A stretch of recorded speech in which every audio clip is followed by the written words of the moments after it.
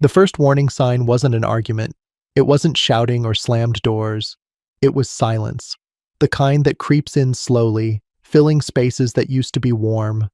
I noticed it one Tuesday morning while staring at two untouched coffee mugs on the kitchen counter. Mine was cold. Hers was still full. Lauren used to drink hers before brushing her teeth. Now she didn't touch it at all. She was already gone. Every morning started like that now.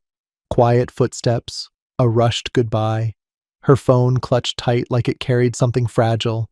Or someone. Big day, she'd say without looking at me. Always a big day. Always another meeting.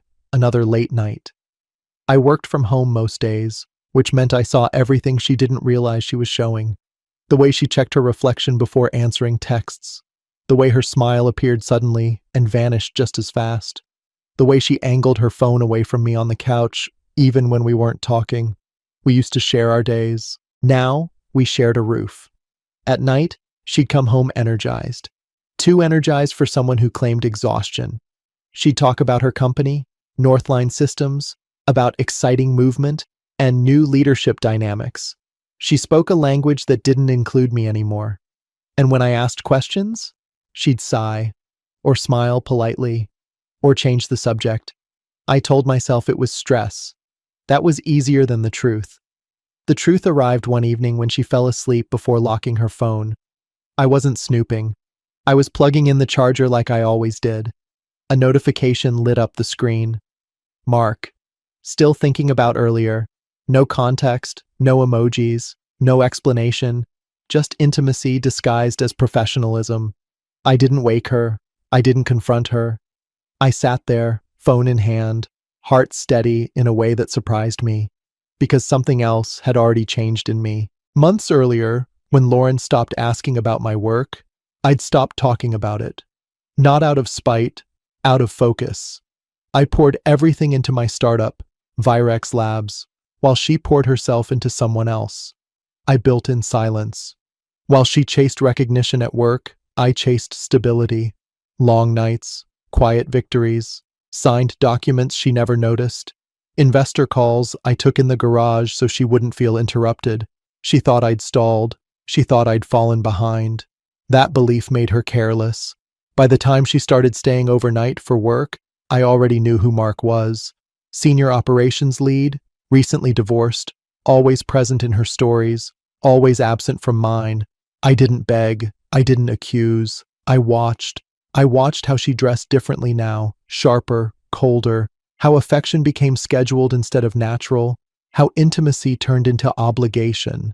And when she finally told me about the upcoming corporate event, the one she said was important for her career, her tone said more than her words. "You should come," she said, distracted. "Just keep things simple." Simple. That was the word she used when she wanted control. I agreed, not because I wanted to support her, but because it was time. That night, after she fell asleep, I opened my laptop and reviewed the finalized acquisition file one last time. Everything was complete, clean, legal.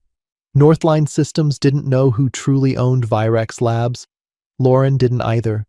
She believed power was loud, public, displayed. She never understood that real power moves quietly. I closed the laptop and stared at the ceiling, feeling something unfamiliar settle in my chest. Not rage, clarity. Tomorrow, she would stand in a room full of people who believed they knew her value. Tomorrow, she would decide how small I was allowed to be, and tomorrow, I would decide how much truth that room could handle. The morning of the event didn't feel special at first. It felt ordinary, almost insultingly so. Lauren stood in front of the bathroom mirror, adjusting her earrings while I buttoned my shirt behind her. We didn't speak. We'd perfected that silence over months, the kind that pretends to be peaceful but carries weight in every pause. "You're wearing that?" she asked finally, eyes still on her reflection. I glanced down. Simple charcoal suit. Clean. Sharp. "Yes." She nodded once. "Good.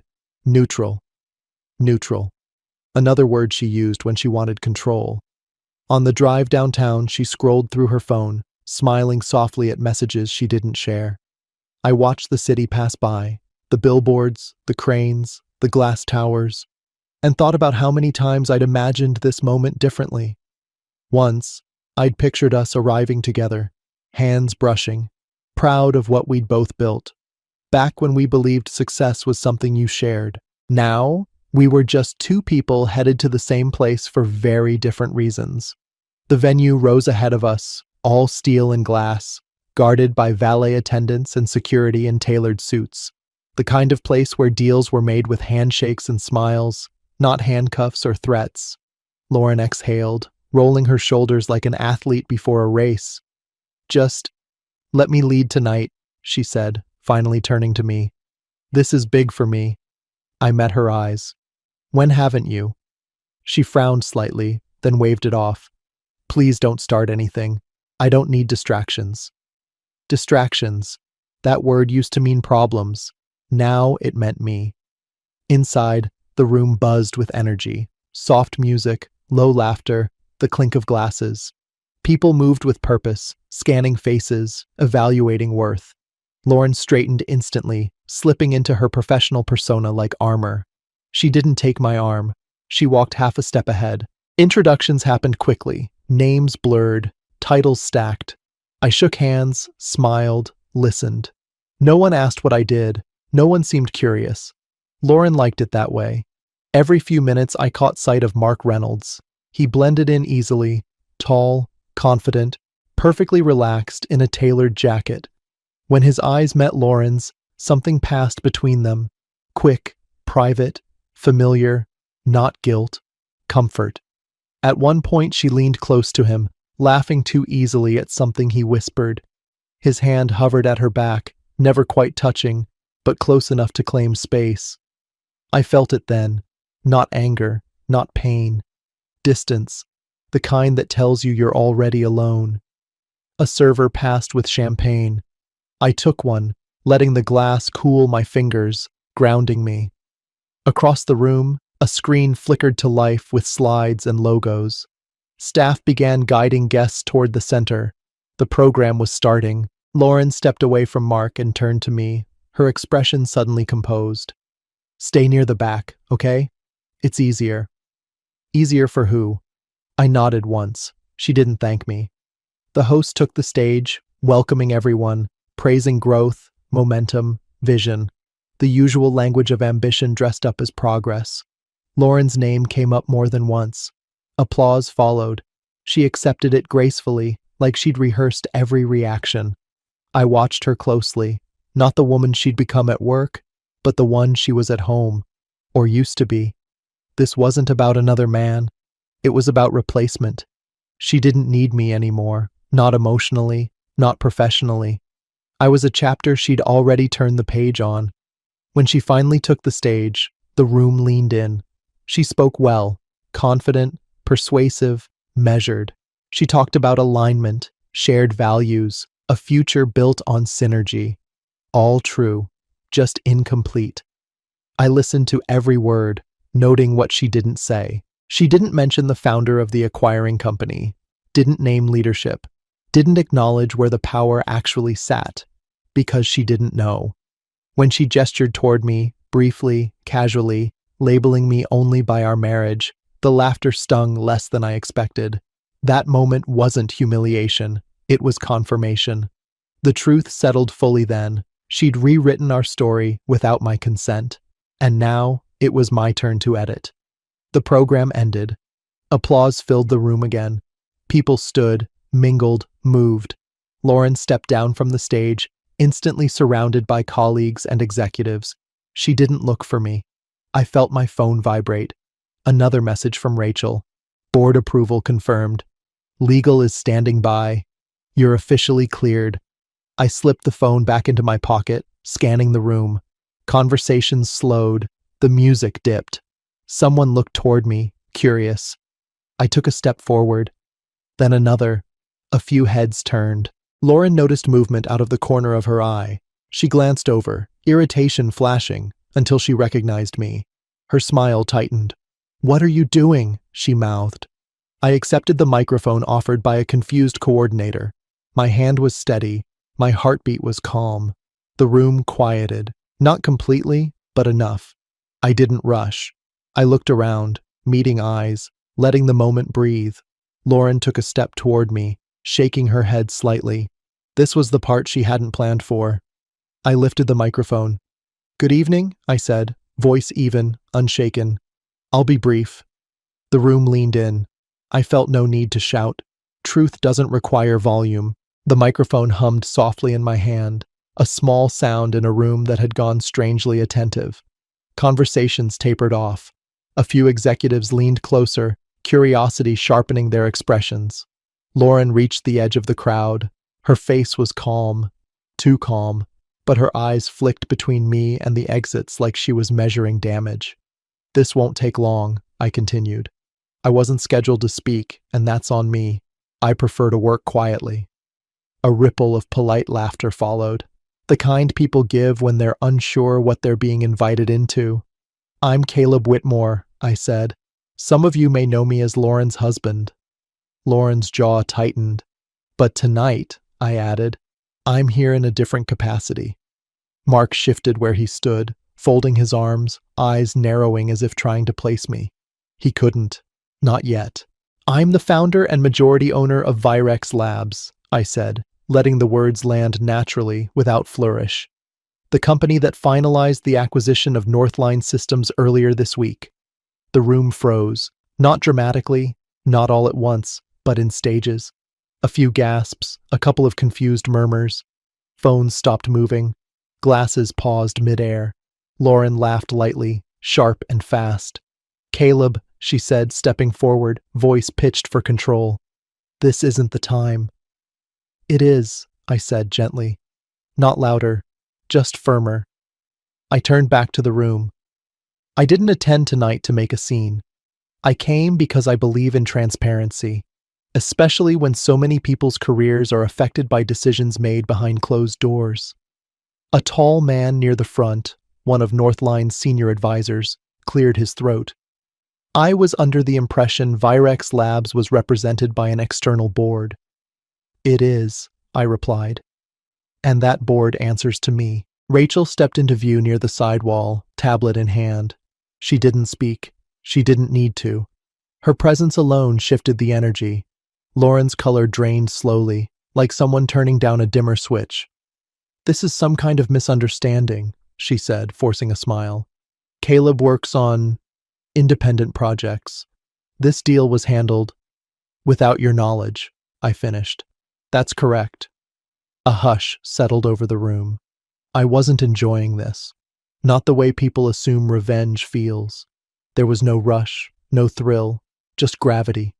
The weight of truth pressing down where lies had been stacked too high. "I built Virex Labs over the past 3 years," I said, quietly. "While Northline focused on expansion, we focused on infrastructure. While others chased attention, we chased stability." I paused, scanning faces. "And while I trusted my marriage, I trusted my work more." Lauren's eyes flashed. "You're doing this because you're jealous," she said quickly, too quickly. "Because you couldn't handle me succeeding." A few heads turned toward her. I nodded once. "That's an understandable conclusion, if you don't have the full picture." I glanced toward Mark. He stiffened. "Northline's acquisition wasn't just about performance," I continued. "It was about culture, ethics, leadership, and whether the people at the top could be trusted with what comes next." Lauren opened her mouth, but I went on. "During the due diligence process," I said evenly, "several internal concerns were raised. Conflicts of interest, breaches of professional conduct." Murmurs broke out. Mark stepped forward. "You can't just make accusations." "I'm not," I said. "I'm referencing documented concerns already reviewed by legal counsel." Rachel tapped her tablet once. A few executives' phones buzzed almost immediately. Lauren looked around, realizing she was losing the room. "This is personal," she said. "You're turning a business event into accountability," I said. "And yes, it's personal, because leadership doesn't exist in a vacuum." I took a breath. "Effective immediately, Northline Systems will undergo a restructuring process. Certain leadership roles will be reassessed. The advisor from earlier straightened. Including executive management? Yes, I said. Including executive management. Lauren stared at me like she was seeing a stranger. Maybe she was. You can't do this, she whispered, stepping closer. You're my husband. I lowered the mic slightly and met her gaze. I was, and I honored that. Quietly, faithfully, even when you didn't. Her breath hitched. Just once. I raised the mic again. This isn't punishment, it's correction. Northline will continue. Jobs will be protected, but leadership will change. The room buzzed now, not chaotic, but alive with recalculation. People were already shifting alliances, adjusting plans. Mark backed away, eyes darting, suddenly very aware of the attention. Lauren stood frozen. I handed the microphone back to the coordinator. Thank you for your time. I didn't wait for applause. I walked toward the exit, the sound of my footsteps strangely loud in the silence behind me. Halfway there, Lauren caught up, grabbing my arm. Not hard, but desperate. You planned this, she said. All of it. I turned to her. I planned for truth, I said. You planned around it. Her voice cracked. You humiliated me. I shook my head. I didn't say anything that wasn't already true. She searched my face for anger, for cruelty. She didn't find it. What do you want? She asked quietly. I considered the question. Peace, I said, and honesty, even if it's late. I gently removed her hand from my arm. I'll have my attorney reach out. Her shoulders slumped. I stepped outside into the cool night air, city lights stretching endlessly ahead. For the first time in months, my chest felt clear. My phone buzzed. Rachel, media inquiries are coming in. I'll handle it. I typed back, keep it factual, no commentary. I slipped the phone away and breathed. The revenge wasn't loud, it wasn't cruel, it was complete, and it wasn't over yet. The morning after the event, I woke up before dawn, no alarm, no urgency, just clarity. Sunlight crept through the blinds, thin and pale, touching the empty side of the bed. Lauren hadn't come home. I didn't wonder where she was. I didn't need to. That chapter had already closed. I brewed coffee and stood by the window, watching the city stretch awake. For months, my mornings had been filled with tension, anticipation mixed with disappointment. That knot was gone now. In its place was something quieter, heavier, honest. My phone buzzed steadily. Emails, messages, missed calls. I ignored most of them. Rachel arrived mid-morning, efficient as always, placing her tablet on the kitchen counter. Northline's board accepted the interim leadership plan, she said. HR is initiating reviews. No layoffs. Operations remain stable. I nodded. Good. She studied me for a moment. You okay? I considered the question. I'm clear, I said. That feels like enough. She smiled faintly. That's usually how real wins feel. After she left, the house felt different, not empty, just honest. I packed a box with a few things Lauren had left behind, not out of spite, out of closure. Her blazer, a framed photo from our first apartment, a watch I'd given her when we still believed time was something you shared. I left the box by the door. By afternoon, the news cycle had moved on. The story wasn't sensational enough to linger. A quiet restructuring, a founder stepping forward, a company correcting course. Lauren called once. I didn't answer. Instead, I went for a walk. No destination, no phone in hand. I passed cafes where couples laughed too loudly, offices where people rushed with purpose, parks where kids chased pigeons without fear of falling. Life continued. And so did I. A week later, the paperwork was finalized. Separation, clean and respectful. No drawn-out battles, no public statements, just signatures and silence. Lauren didn't fight it. When we met one last time to exchange documents, she looked smaller, not defeated, just stripped of illusions. I didn't think you had it in you, she said quietly, eyes on the table between us. I didn't take it as an insult. You stopped looking, I replied. She nodded, absorbing that. I'm sorry. It wasn't dramatic. It wasn't loud, but it was real. I hope you find what you're looking for, she said. I met her gaze. I already did. That night, I returned to my apartment, temporary, minimal, peaceful. I cooked for myself, ate slowly, and slept without checking my phone. At Virex Labs, the work continued. The team moved forward with purpose, not fueled by revenge, but by alignment. We built systems that valued integrity over image, consistency over applause. I didn't hide anymore, but I didn't perform either. Months passed. Seasons changed. The city felt less like a battlefield and more like a place to live. One evening, I attended a small networking dinner. Nothing flashy, no speeches, just conversation. I talked about work, about lessons learned, about the cost of silence. Someone asked me if I regretted how things ended. I thought about the kitchen mornings, the quiet nights, the moment I realized I didn't need permission to stand up. No, I said. I regret how long it took me to believe myself. On the way home, I caught my reflection in a shop window. I looked steady, not hardened, not cold, whole. Power, I learned, doesn't come from public victories. It comes from alignment, when who you are matches what you build. Lauren taught me that unintentionally, and for that, I felt no anger, only resolve.